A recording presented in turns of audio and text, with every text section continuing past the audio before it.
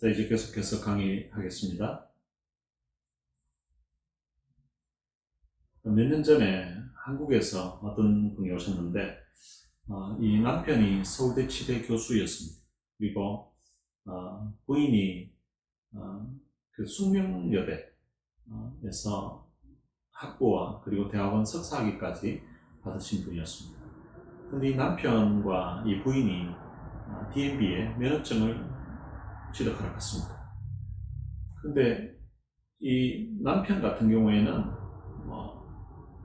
서울대 치대를 나오고 거기에서 박사학위를 받고 그리고 서울대 치대 교수가 되어 있고 그리고 또 자기 개인 치과를 운영하는 그런 분이었습니다.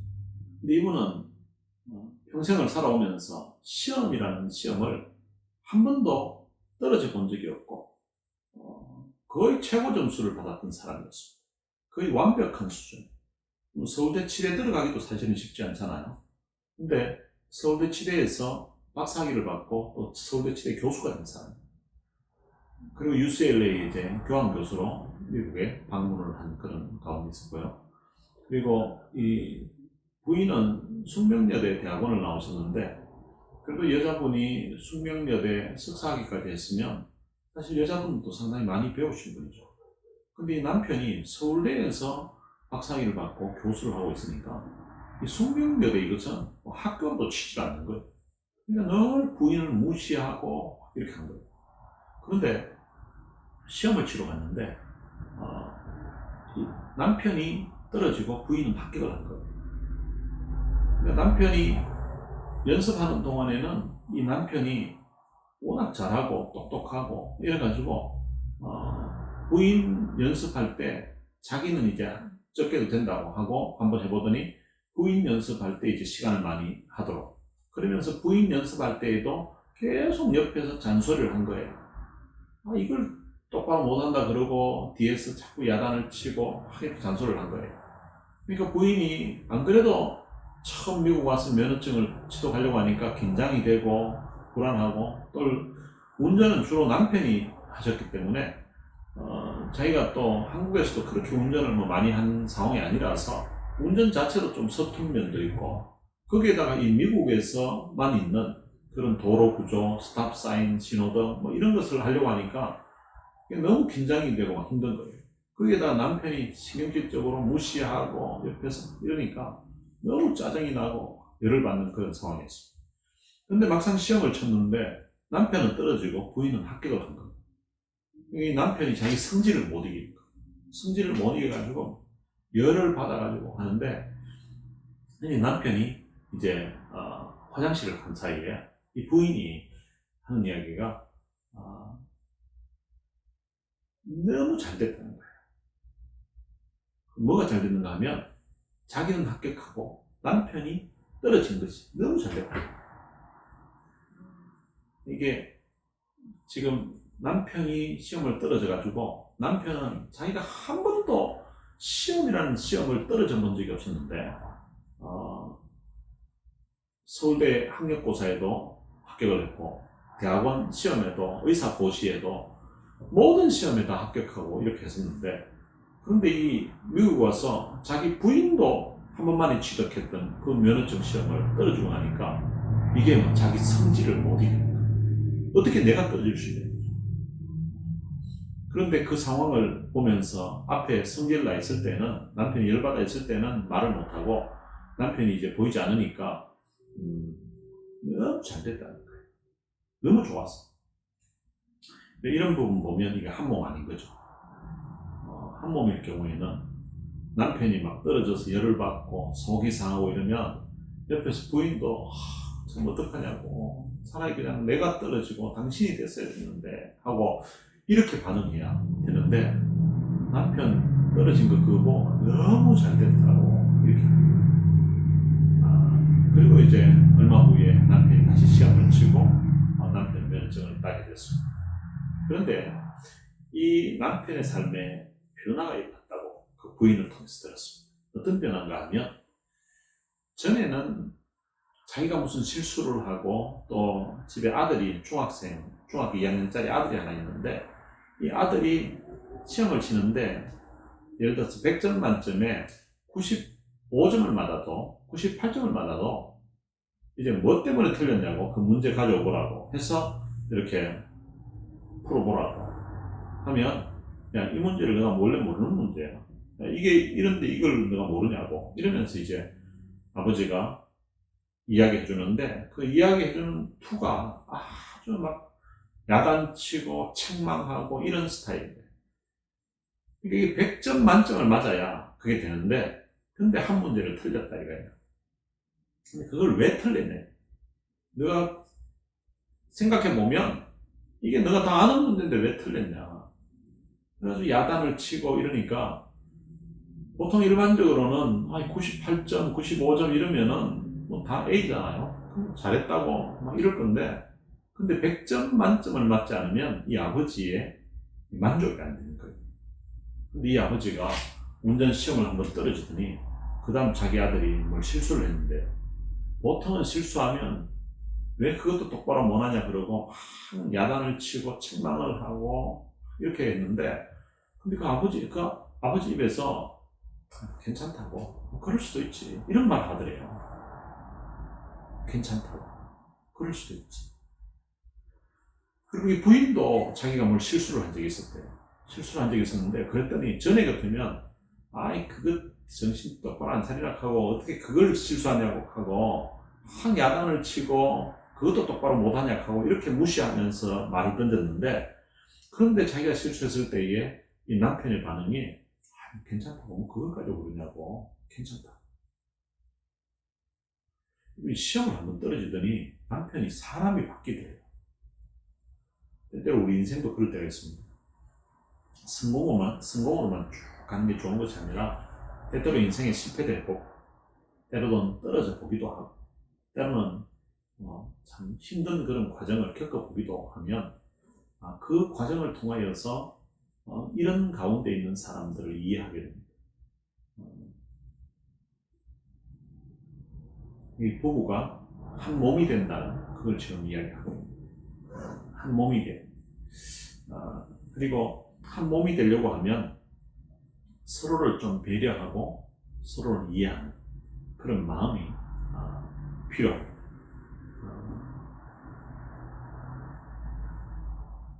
창세기에 보면 요셉이라는 인물로 나옵니다. 요셉이 17세에 종으로 팔려가고 그리고 이제 30대가 될 때까지 13년의 세월을 종으로 그리고 또 죄수로 그런 억울한 그런 생활을 힘든 생활을 하게 되죠. 그리고 난 다음에 나중에 그 형님들을 만나게 되죠. 형님들을 만나게 되고 그 형님들을 만났다가 나중에 부모님이 이제 돌아가시게 되는 그런 상황이 발생했습니다. 그때 형들이 처음에는 사람을 보냈다가 당신의 아버지가 돌아가시기 전에 형들이 잘못했더라도 용서해 주라고 했다고 이 말을 전했습니다. 그리고 나서 이제 이 형들이 또 찾아왔습니다. 불안해서 그런지. 그러면서 그 자기 동생인 요셉에게 우리는 당신의 종이라고 이렇게 해요. 그때 이 요셉이 이런 말을 합니다. 당신들은 나를 헤아려 하였으나 하나님께서는 그것을 선으로 바꾸사 오늘 많은 사람의 생명을 구원하게 하셨다고 그런 이야기를 합니다. 그러니까 요셉의 마음에 그 형들을 이해하는 마음이 생긴 거죠. 그리고 형들을 배려하는 그런 마음이 생겨서 오히려 형들을 위로합니다. 형들을 위로하고 형들과 그리고 또한 그 형들의 자녀들까지 내가 다 돌보겠다고 그렇게 이야기를 합니다. 이와 똑같은 그 말씀이 로마서 8장 28절에 나옵니다. 로마서 8장 28절에 보면 우리가 알거니와 하나님을 사랑하는 자, 곧 그의 뜻대로 부르심을 입은 자들에게는 모든 것이 합력하여 선을 이루느니라는 말씀이 있습니다. 하나님을 사랑하는 사람, 우리 신앙생활하는 모든 사람들이 하나님을 사랑하는 사람들이죠.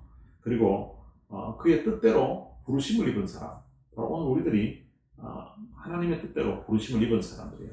그러니까 신앙인들은 하나님을 믿는 그런 사람들, 예수 믿는 사람들에게 모든 것이 합력하여. 이 모든 것이라는 것은 지금 당하고 있는 어려운 일이 있다면 어려운 일, 또 억울한 일이 있다면 억울한 일, 그리고 힘든 일이 있다면 힘든 일, 고통스러운 일이 있다면 고통스러운 일, 내가 실패한 일이 있다면 실패한 일, 또 병든 일도 해당될 수 있고요. 또 그리고 부도가 날지경, 그리고 지금 우리가 당면하고 있는 이런 어려운 일들까지, 그런 일들까지 합력하여 선을 이룬다는 것입니다. 그 말은 지금은 좀 이해가 되지 않을 수도 있지만 이것이 결국은 합력해서 선을 이룬다는 것입니다. 우리 배우자들에게도 때로는 우리 가정에도 일어나는 그런 문제를 볼 때에, 어떤 문제가 발생했을 때에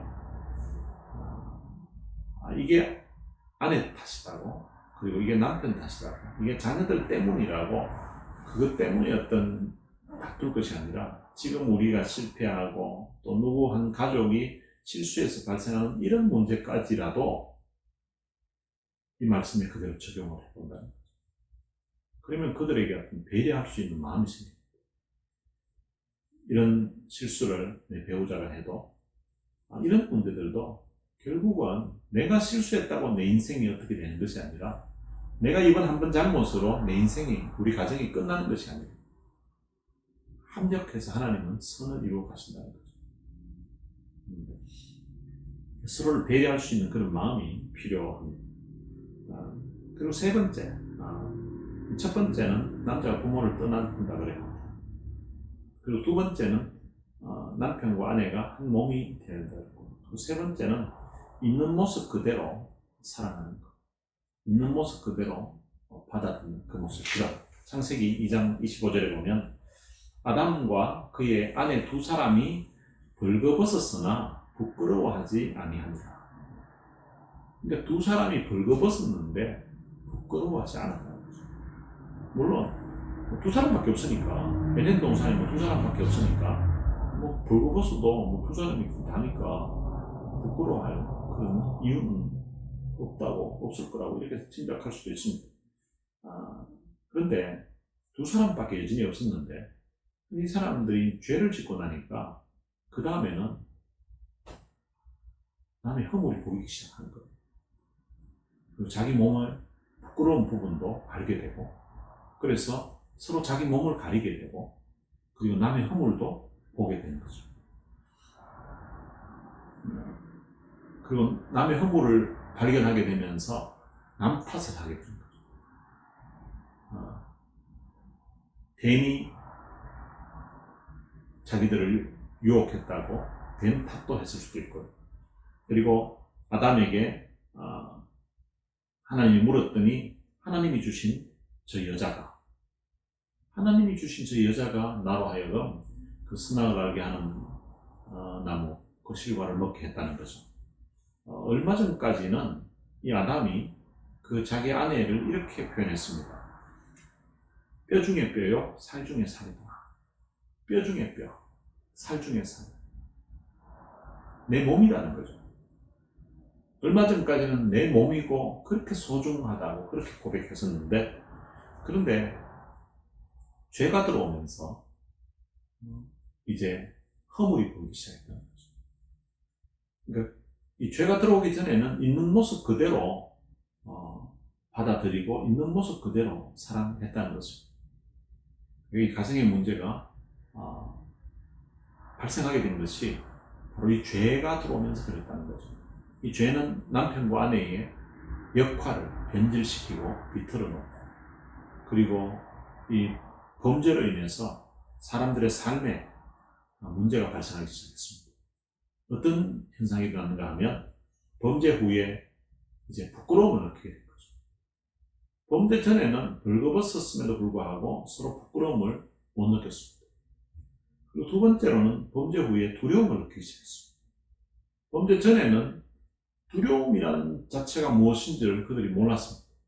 그런데 범죄한 이후에 그들은 두려움을 느꼈습니다. 창세기 3장 10절에 보면 내가 벗었으므로 두려워하여 숨었나이다 이렇게 말합니다. 그전에는 하나님이 오셔도 그들이 두려움이라는 것이 무엇인지를 몰랐었는데, 이제는 하나님이 오시는 소리가 들리니까 이제는 두려워하여서 숨었다는 것입니다. 그래서 하나님이 아담에게 묻습니다. 누가 너의 벗었음을 내게 알게 하였느냐? 내가 내게 먹지 말라 명한 그 나무 열매를 내가 먹었느냐? 이렇게 물었습니다. 그랬더니 이 아담이 이렇게 말합니다. 하나님이 주셔서 나와 함께 있게 하신 여자, 그가 그 나무 열매를 내게 주므로 내가 먹었나이다. 얼마 전까지는 내 뼈 중에 뼈요 살 중에 살이라고 이렇게 고백했던 이 아담이 이제는 하나님이 주셨다고, 그리고 하나님이 주셨던 그 여자가 나로 하여금 먹게 해서 내가 그 실과를 먹었다라고, 열매를 먹었다라고 그렇게 이야기를 하게 됩니다. 그러니까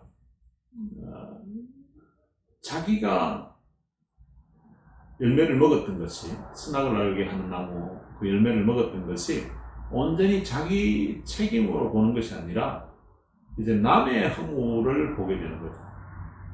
남의 허물을 보게 되고, 이것은 아내가 하와가 처음에 잘못했다는 거죠.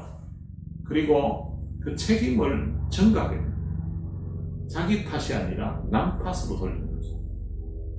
하나님이 아주 심각하게 왜 내가 먹지 말라고 했던 그 선악을 알게 하는 나무의 실과를 내가 먹었냐고 그렇게 추궁했을 때에 이 아담은 하나님, 제가 잘못한 것이라고 이렇게 말하지 않고 하나님이 내게 주셨던 그 여자가 내게 줌으로 먹었다. 그러니까 자기 잘못이 아니라는 거죠. 저 여자 때문이라는 거죠. 그리고 앞에 보면 하나님이 내게 주셨다라고 이렇게 이야기합니다. 그러면은 하나님 책임도 이제 또 돌리는 거죠. 하나님이 안 줬으면 나 혼자 그냥 이런 일이 없었을 거고, 하나님이 주시더라도 저 여자 말고 좀 더 괜찮은 여자로 이런 문제가 안 생기도록 했다면 뭐 하여튼 어쨌든 간에 하나님 핑계대고, 그리고 자기 아내 핑계를 댔습니다. 우리말도 그런 말 있죠. 잘못되면 뭐 조상 탓이라고. 그 조상 탓 중에는 어떤 하늘을 탓하는 그런 의미도 있을 거예요. 그러니까 자기가 뭔가 잘못됐을 때는 하늘을 탓하는 것처럼 이 아담도 자기가 무슨 잘못이 있었을 때에 그것을 자기 탓으로 돌리지 않고 바로 하나님의 탓으로, 그리고 또한 하와의 탓으로, 남의 탓으로 그렇게 돌렸다는 것입니다.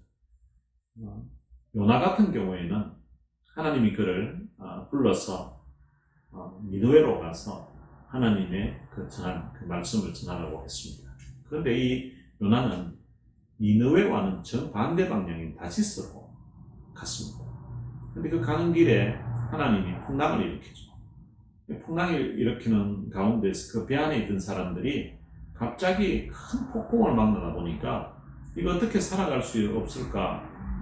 노를 젓고 별짓을 다 해도 안 되니까 이제 배의 어떤 무게를 줄이려고 짐을 또 바깥으로 막 또 던집니다. 바다로. 그렇게 던져도 이게 해결이 안 되는 거예요. 그러니까 선장이 돌아다니면서 이게 도대체 왜 이런 일이 또 여기서 어떻게 살아야 되겠으니까 사람들마다 각자 자기들이 믿고 있는 그 신에게 기도를 좀 하라고, 그렇게 돌아다니면서 기도하라고 하는데 배 밑에 가보니까 한 사람이 자고 있는 거예요. 그 사람을 깨워가지고 왜 이렇게 자고 있냐고, 너도 내 신께 기도하라고 합니다. 기도를 하라고 하는데 그런 상황에서도 이 문제가 해결이 안 되는 거예요.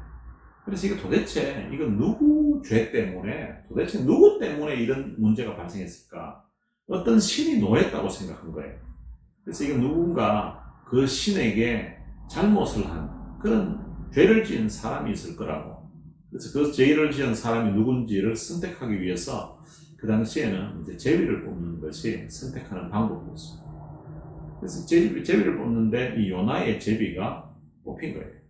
요나의 제비가 뽑히게 되니까 무슨 일이 있었는지 이제 묻습니다. 그러니까 자기는 히브리 사람이고 그리고 자기가 하나님을 믿는 사람이었다는 것을 이야기를 합니다.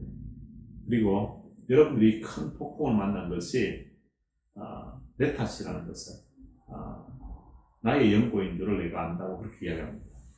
그 공동 번역에 보면 여러분들이 이 큰 폭풍을 만난 것이 내 탓인 줄 압니다. 이렇게 되어 있습니다. 내 탓인 줄 압니다. 내 탓인 줄 안다고 하는 그 문구, 그것을 이제 이용해가지고 한국에서 오래전에 천주교에서 내 탓이요 라는 그런 운동이 일어난 적이 있었습니다. 내 탓이요. 그래서 이제 스티커를 만들어가지고요, 이 내 탓이요 라는 스티커를 자동차 뒤편에 붙이고 다녔습니다.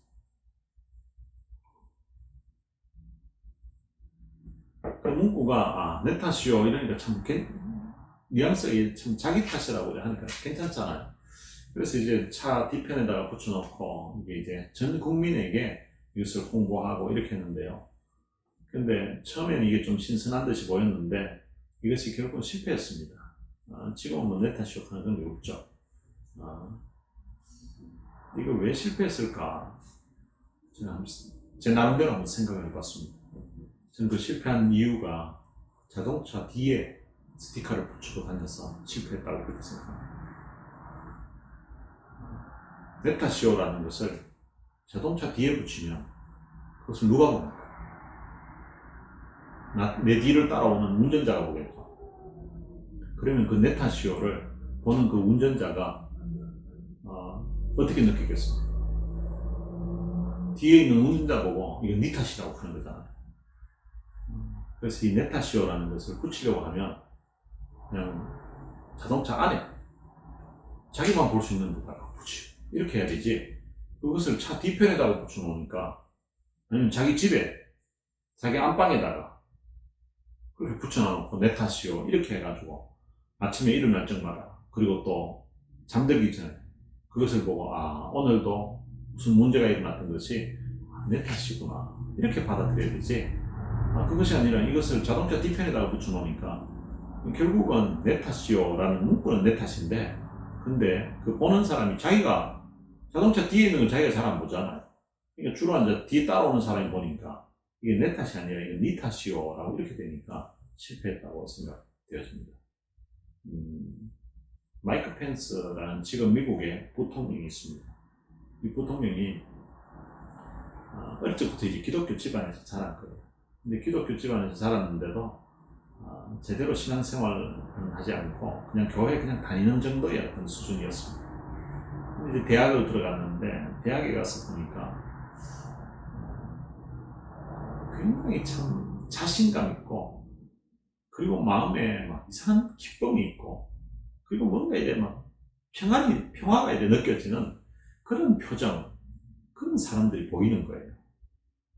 자기에게는 그런 것이 없는데, 어떤 성공에 대한 어떤 자신감, 그러면서도 이상한 어떤 기쁨, 그리고 그러면서도 이상한 마음의 어떤 평화가 느껴지는 그런 사람들이 보이는데, 도대체 어떻게 해서 저 사람들에게는 저런 확신, 저런 어떤 평안, 저런 자신감이 있을까? 그 사람들을 보니까 그 사람들이 모여있는 그 서클이 있었습니다. 그 서클이 기독교 서클이다.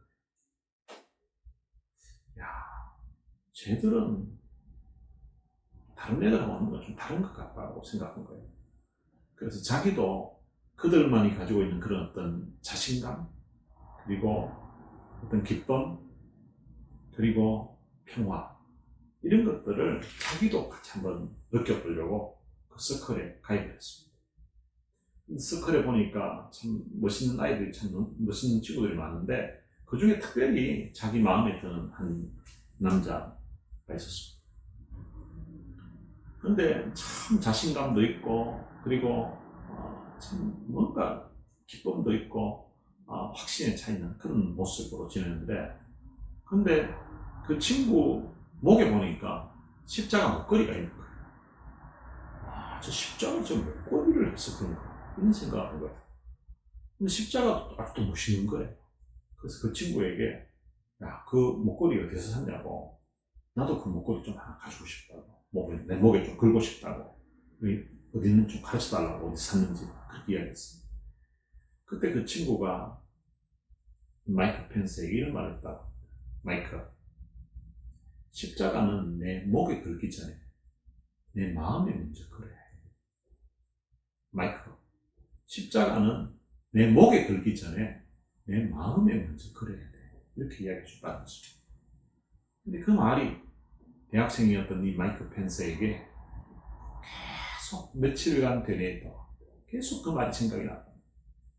아침에 일어나도 그리고 자기 전까지 계속 십자가는 내 목에 걸기 전에 내 마음에 걸어야 돼. 십자가는 내 목에 걸기 전에 내 마음에 걸어야 돼. 그 주간 토요일이었는데요. 비가 내리는 토요일이었다가 근데 한 언덕에서 있었는데 그때 그날 낮에도 하루 종일 어떤 목사님의 설교를 2편을 계속 반복해서 듣고 있었는데 그 비 오는 날 그 언덕에서 자기 가슴에 어릴 적부터 교회에서 들었던 한 성경 구절이 와닿더래요. 그 구절이 무엇인가 하면 하나님이 세상을 이처럼 사랑하사 독생자를 주셨으니 이는 그를 믿는 자마다 멸망하지 않고 영생을 얻게 하려 하십니다. 하나님이 세상을 이처럼 사랑하사 독생자를 주셨으니 이는 그를 믿는 자마다 멸망하지 않고 영생을 얻게 하려 하십니다. 이 말씀이 자기 마음에 그렇게 와닿더래요. 그래서 그날 이 마이크 펜스는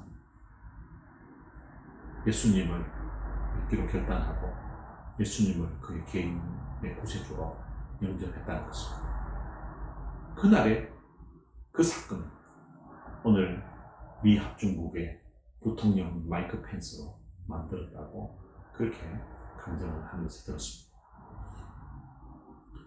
이 십자가를 바로 우리의 가슴에, 마음에 모시는 것이 먼저인 것처럼 내 탓이요 하는 이것이 자동차 뒤편에 붙일 것이 아니라 내 가슴에 내 탓이요 하는 말을 새겨야 된다는 것입니다. 우리 교회의 강대상 뒤편에 보면 그 예수님이 제자들의 발을 씻기고 있는 그 그림이 있습니다.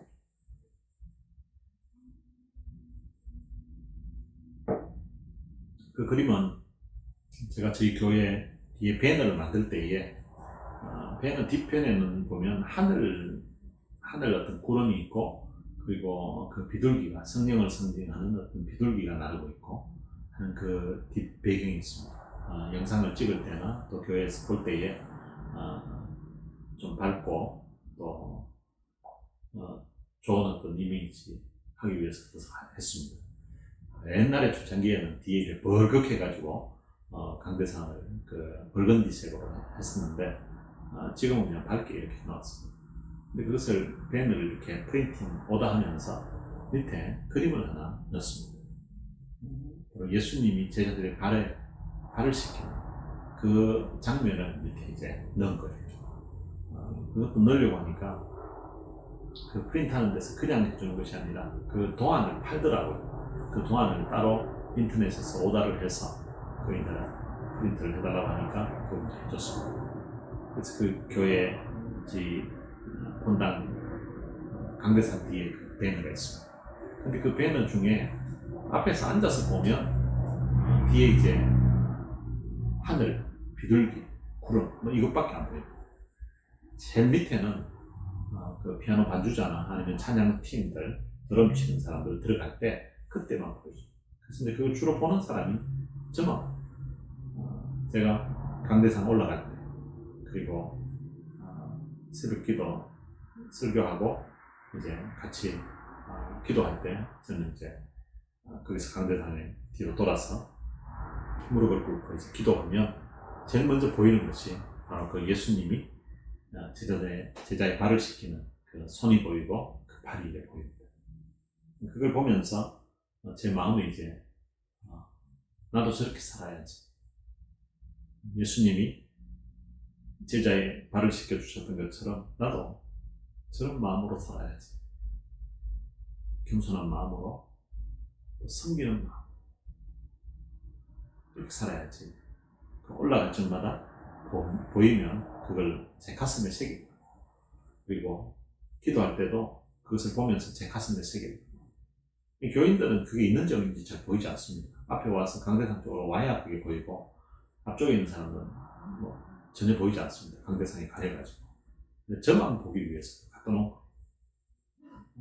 만약에 천주교에서 했던 그 네타시오라는 운동이라면 자동차 뒤편에 붙이는 것이 아니라 저는 제가 보는데, 저만 보는데 거기에다가 네타시오 이렇게 하는 그런 의미입니다.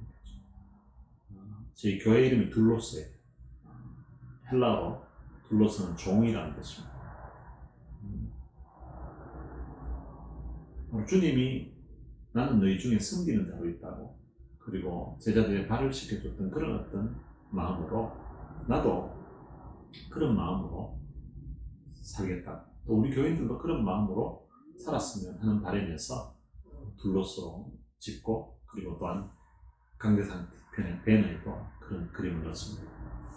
텍사스의 한 침례교회에서 어떤 목사님이 세례 침례교회 침례식을 하고 나면 제자들의 발을 씻겨줬던 이 예수님처럼 그 침례받았던 사람들의 발을 씻겨주는 그런 예식을 행한 거예요.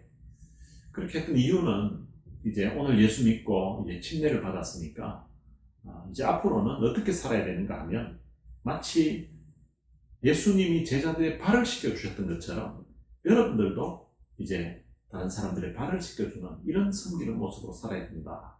그런 의미를 그 사람들에게, 침례받은 사람들에게 보여주기 위해서 그런 일을 침례식 할정마다 같이 연결해서 한 거예요. 그러니까 그거 침례 받는 것만 해도 참 감동적이고 참 은혜로운데 거기에다가 담임 목사님이 발을 씻겨주는 그 일을 하니까 너무 막 감동이 되고 눈물이 나고 이런 상황이에요. 또 그 광경을 보는 사람들도 감동을 같이 받는 거죠. 근데 그 교회에 젊은 한 집사님이 있었는데요.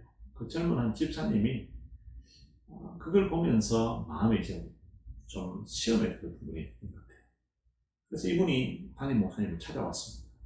목사님에게 어떤 말을 했는가 하면, 목사님, 제가 목사님이 침례식 할정마다 세족식을 하시면서 발을 씻겨주는 그 모습을 제가 지금까지 쭉 보고 있었는데 제가 그걸 보면서 마음에 좀 불편한 부분이 있어서 목사님께 말씀드리려고 합니다. 그게 무엇이냐고 이렇게 목사님 물었더니, 목사님이 발을 씻길 때 보니까 늘 왼발을 씻기고 그 다음 오른발을 씻겼습니다. 저는 예수님이 제자들의 발을 씻길 때에도 오른발부터 먼저 씻겼다고 생각합니다.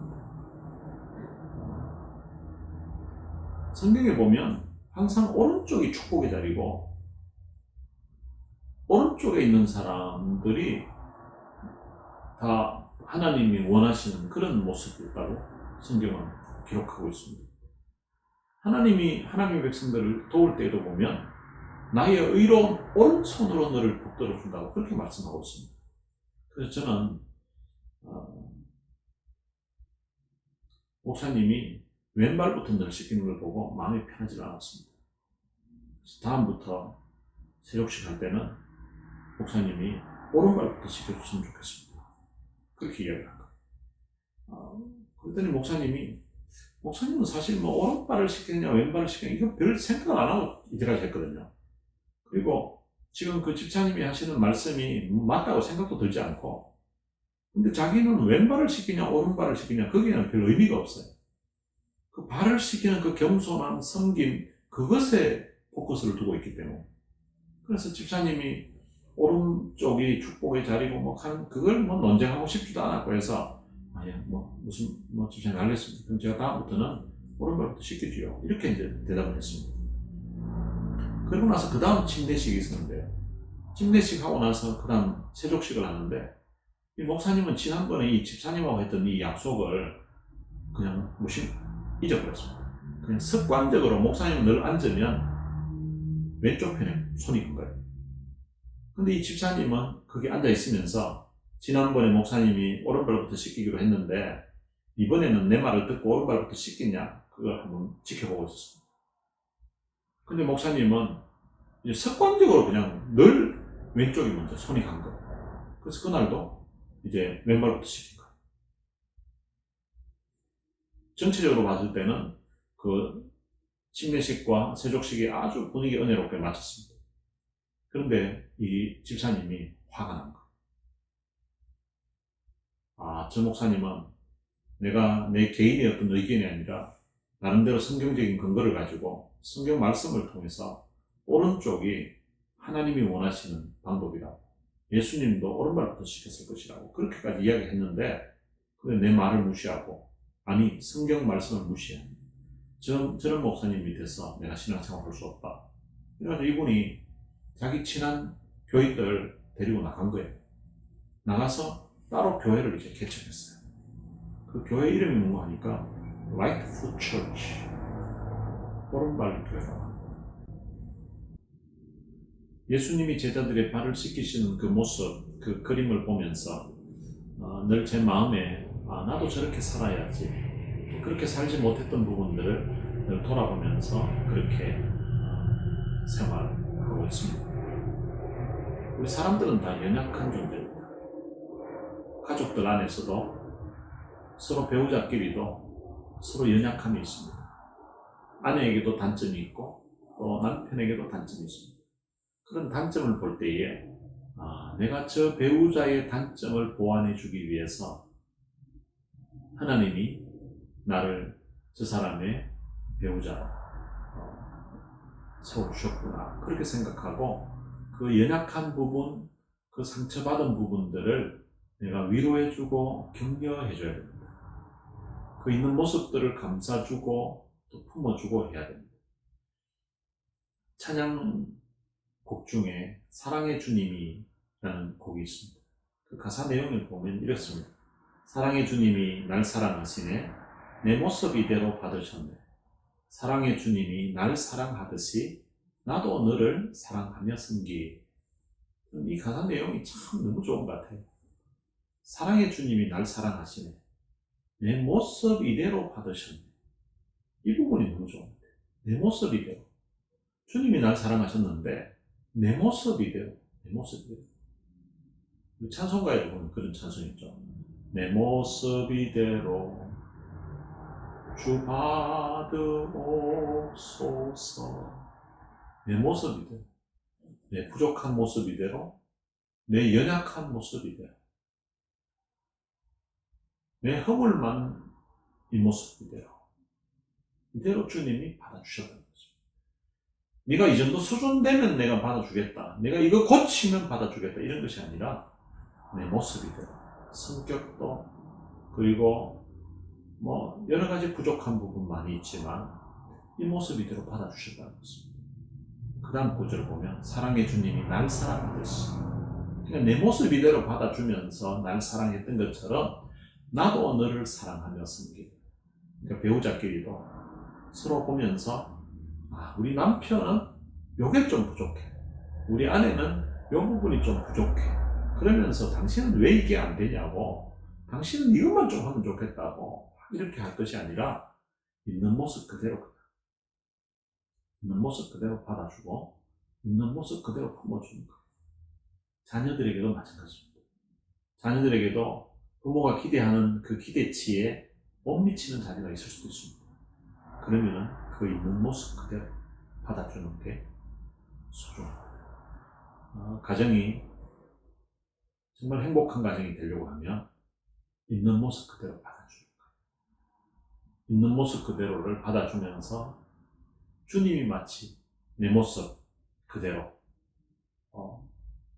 내 모습 이대로 받아주셨던 것처럼 나도 내 가족들 있는 모습 그대로 참 사랑하고 있는 모습 그대로 주님이 사랑할 뿐만 아니라 마치 제자들의 발을 씻기시는 것처럼, 아니 우리를 위해서 십자가에 자신의 목숨을 내어주시면서까지 사랑하셨던 것처럼 배우자를 향하여서 그런 마음으로 사랑할 때 가정이 회복되고 참 행복한 가정이 될 수 있다는 것입니다. 오늘 여기까지 하도록 하겠습니다. 기도하겠습니다. 하나님 아버지, 은혜를 감사합니다. 가족이 회복하는 방법에 대해서 오늘 말씀을 가르치고 또 배웠습니다. 하나님이 가르쳐 주신 대로 우리의 삶을 돌아보게 해주시고, 특별히 하나님께서 짝지어 주신 우리 배우자를 그 모습 그대로 사랑하고 섬기면서 행복한 가정을 세워가는 귀한 우리 아버들 될 수 있도록 축복해 주옵소서. 또 배우자뿐만 아니라 오늘 있는 그 모습 그대로 부모님을 사랑하고 존경하게 하시고, 그리고 있는 모습 그대로 또 자녀들을 또 품고 사랑하는 우리 부모들이 다 될 수 있도록 축복해 주옵소서. 감사하며 예수님의 이름으로 기도드립니다. 아멘. 네, 수고하셨습니다.